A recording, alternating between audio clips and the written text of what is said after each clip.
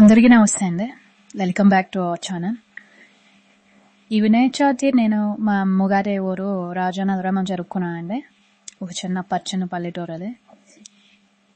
Krishnamma etiquette పెట్టిల్లుతుంటే మనసు పల్లెపాటు పాడుతుంది. మా ఊళ్ళో ఉన్న చిన్న గణపతి గుడిలో ప్రతి సంవత్సరం మట్టి గణపతి ప్రతిష్ఠించి గణపతి నవరాత్రుల్లో అంగరంగ వైభవంగా చేసుకుంటారు. ఈసారి మా అజయ్ దంపతులు 9వ రోజు ప్రత్యేక పూజ పెట్టుకున్నారు. ఈ పూజ మధ్యలోనే పండుగ జ్ఞాపకంగా ఎప్పుడూ చెప్పుకున్న కథ ఊరంతా వినిపించింది. అది మనందరికీ తెలిసింది కదా. ఒకసారి శివపార్వతులు గణపతి కార్తికేయులు చెప్పారు, మీ ఇద్దరిలో ఎవరు ముందుగా అన్ని లోకాలు పర్వతాలు తీర్థాలు తిరిగి వస్తారో వారికి అగ్ర పూజ వరంగా ఇస్తామని అన్నారు. అప్పటికప్పుడు కార్తికేయుడు తన అయోరంపై ఎగిరి బయలుదేరాడు. ఊహించండి, ఆకాశం నిండా మెరిసే పతంగిలా కార్తికేయుడు కనిపిస్తున్నాడు. కానీ గణపతి మాత్రం ఆలోచన పగ్గాడు. ఈ జడమంతా వ్యాపించి ఉంది మా తల్లిదండ్రులే. వారు చిప్పి తిరిగితే అదే యాత్రల ఫలితం అని గ్రహించాడు. అలా శివపార్వతుల చుట్టూ ప్రదక్షిణ చేశాడు. దాన్ని చూసిన శివపార్వతులు మురిసిపోయి నిజమైన జ్ఞానం లేదే గణపతి అని ఆశ్రయించారు. ఈ కళ మనం చెప్తుందే వీరత్వం ఒకటే కాదు, విశ్వాసం, సత్యాన్ని అర్థం చేసుకునే తత్వమే గొప్పదని.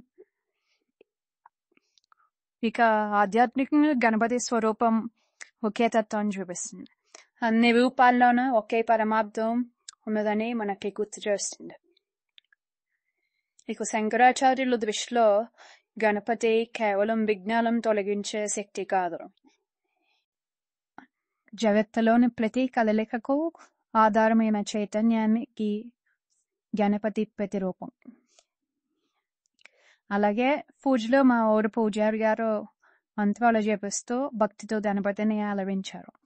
గ్రామంలోని బంధుమిత్రులందరూ అక్కడికి చేరుకున్నారు.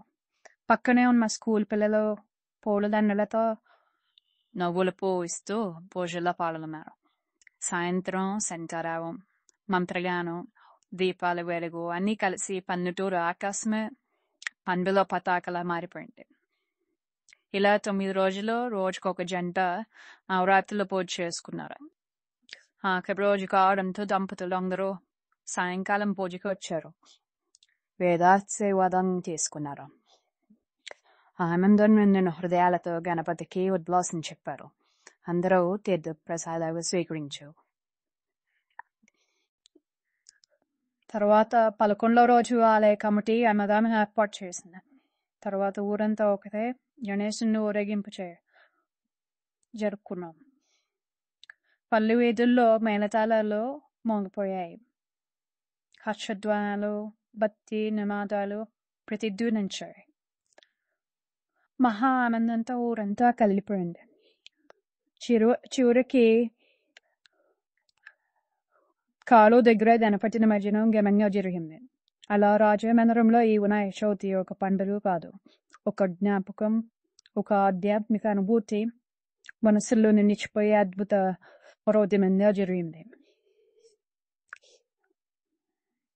మీరు మీ ఊళ్ళో గణేష్ నవరాత్రులు ఎలా జరుపుకున్నారో కామెంట్ చేయక మర్చిపోవద్దు. Thanks for watching. ది దేవి. నమస్తే.